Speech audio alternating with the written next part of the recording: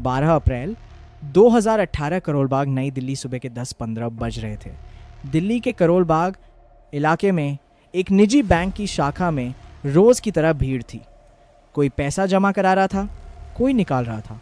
अचानक एक आदमी काउंटर पर आया। उम्र करीब 45 साल, साधारण कुर्ता पाजामा, हाथ में एक पुराना बैग। उसने बैग खोलकर अंदर से 50 लाख की गड्डियां निकालकर काउंटर पर रख दी। कैशियर ने हैरानी से उसे देखा। इतना सारा कैश कहाँ से लाए? व्यापार है भाई, पैसा आता जाता रहता है। काउंटिंग मशीन में डालनी शुरू की। मशीन ने गड्डियां गिनी, लेकिन अचानक एक के बाद एक गड्डियां रिजेक्ट होने लगीं।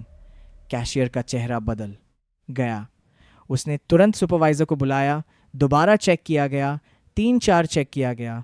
हर बार मशीन ने वही नतीजा दिया। बाहर पुलिस की गाड़ी आकर रुकी। वह आदमी अब तक समझ चुका था कि उसकी चालाकी काम नहीं आई। पुलिस ने उसे हिरासत में ले लिया। 15 अप्रैल 2018 raw headquarter, Lodhi road. Raw के सीनियर ऑफिसर राजीव माथुर अपने कैबिन में बैठे थे। सखी थी। सामने खड़ा था रॉ का financial intelligence expert Abhijeet Rao. ये नोट देखिए सर। अभिजीत ने एक नोट उठाकर रोशनी में दिखाया। वाटरमार्क, सिक्योरिटी थ्रेड, होलोग्राम, सब कुछ बिल्कुल असली जैसा। आरबीआई की मशीन भी इन्हें पहली बार में पकड़ नहीं पाएगी। राजीव ने नोट को ध्यान से देखा। इतनी शानदार नकली करेंसी, ये कहाँ छपी है? वही तो पहेली है सर। हमने उस शख्स से पूछताछ की। उसका नाम सुरेश गुप्ता है, दिल्ली का छोटा व्यापारी।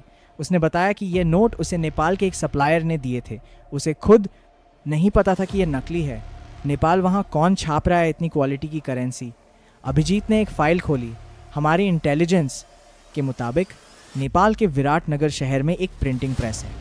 वहाँ से पिछले 6 महीनों में भारत में करीब 100 करोड़ की नकली करेंसी भेजी जा चुकी है। राजीव ने आंखें सिकोड़ी। 100 करोड़, ये तो सीधा हमारी अर्थव्यवस्था पर हमला है। पाकिस्तान का काम लगता है। जी सर। आईएसआई ने यह पूरा ऑपरेशन चलाया है। उनका प्लान है कि इतनी नकली करेंसी बाजार में डाल दें कि असली रुपए की वैल्यू ही गिर जाए। आरबीआई को नए नोट छापने पड़े, महंगाई बढ़े, अर्थव्यवस्था कमजोर हो। नाम है विक्रम जंगशाह। नेपाली मूल का भारतीय नागरिक, पिछले 10 सालों से हमारे लिए अंडरकवर काम कर रहा है। फिलहाल वो काठमांडू में एक नेपाली बिजनेसमैन के भेष में रहता है। बुलाओ उसे। मिशन का नाम होगा ऑपरेशन फेक नोट। 20 अप्रैल 2018 काठमांडू, नेपाल।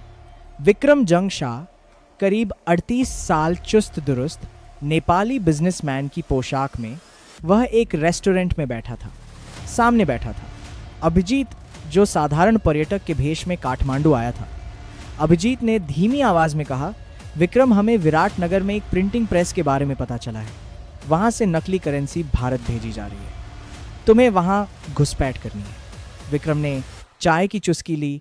प्रिंटिंग प्रेस वो किसके नाम पर है? एक एनजीओ के नाम पर, नेपाल शिक्षा विकास संस्थान। ये एनजीओ पिछले 3 सालों से नेपाल के गरीब बच्चों के लिए किताबें छापने का काम कर रहा है। लेकिन असल में वहां नकली भारतीय करेंसी छप रही है।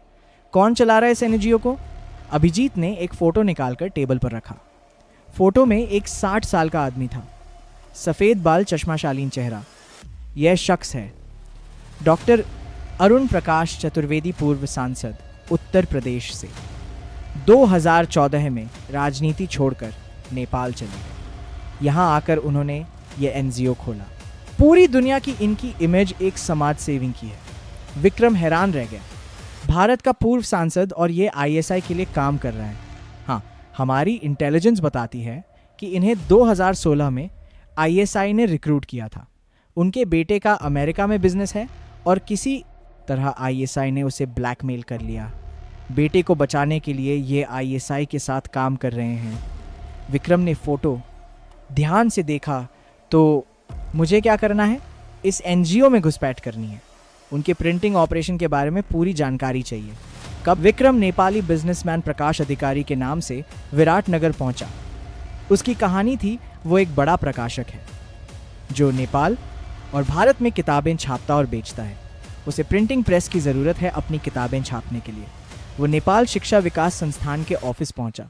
एक डॉक्टर चतुर्वेदी, उसी फोटो वाले शख्स, चेहरे पर मुस्कान, आंखों में शालीनता। आइए आइए बैठिए, कहिए कैसे मदद कर सकता हूँ।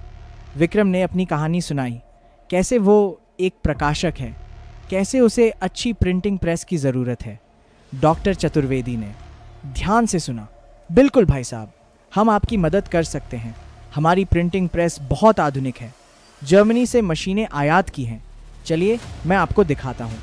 विक्रम मन मुस्कुराया। मछली कांटे पर लटक चुकी थी। 20 मई 2018 प्रिंटिंग प्रेस।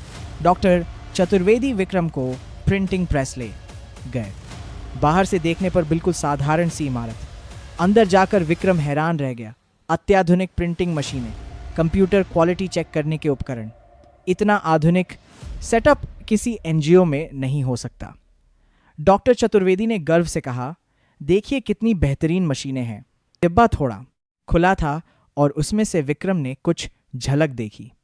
हरे रंग की गड्डियां, 50 के नोट। उसने तुरंत नजरें हटा ली और मुस्कुराते हुए कहा, बहुत शानदार प्रेस है, मुझे अपनी किताबों की छपाई यहीं करवानी चाहिए। बिल्कुल आपका स्वागत है। नकली नोटों की सप्लाई 10 जून 2018 विराटनगर का एक रेस्टोरेंट, विक्रम रेस्टोरेंट में बैठा था। उसने एनक्रिप्टेड फ़ोन से अभिजीत को मैसेज भेजा, मछली मिल गई, अब जाल बिछाने की ज़रूरत है। अगले दिन विक्रम डॉक्टर चतुर्वेदी के पास गया। डॉक्टर साहब, मुझे एक बड़ा ऑर्डर मिला है। उत्तर प्रदेश सरकार के लिए स्कूल की किताबें छापनी है। 50 लाख का ऑर्डर, लेकिन मेरे पास अभी पूरा पैसा नहीं है। आप थोड़ा एडवांस में काम शुरू कर सकते हैं। डॉक्टर चतुर्वेदी की आंखें चमक उठीं। 50 लाख बहुत बढ़िया, आप 10 लाख एडवांस दे दीजिए, हम काम शुरू कर देते हैं। विक्रम ने मुस्कुराते हुए कहा, डॉक्टर साहब, नेपाल में नया हूँ, इतना कैश लेकर घूमना ठीक नहीं, मैं आपको चेक दे देता हूँ। नहीं भाई, सिर्फ कैश हमारी नीति है। ठीक है, मैं कल तक इंतज़ार कर लूँगा। काठमांडू। विक्रम काठमांडू में अभिजीत से मिला। सब कुछ साफ है, वहाँ नकली नोट छप रहे हैं। मैंने खुद एक डिब्बे में 500 की गड्डियाँ देखी। डॉक्टर चतुर्वेदी के अलावा वहाँ 3 और लोग काम करते हैं, 2 नेपाली और 1 पाकिस्तानी। वह पाकिस्तानी ही असल में मास्टरमाइंड है। उसका नाम हनीफ है, वो ISI का ऑपरेटिव है। अभिजीत ने कहा, शानदार, अब हमें इन सबको हाथों पकड़ना है। हम एक ऑपरेशन चलाएंगे। तुम डॉक्टर चतुर्वेदी से कहो कि तुम 50 लाख का ऑर्डर दे रहे हो, 10 लाख एडवांस कैश में दो, और कहो कि बाकी 40 लाख तुम किताबें लेते समय दोगे। और उन प्रेस। विक्रम अगले हफ्ते प्रेस पर पहुंचा।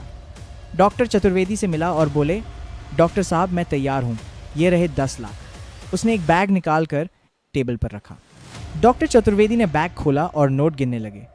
तभी विक्रम ने कहा, डॉक्टर साहब, मैंने सुना है कि यहाँ कुछ और भी छपता है।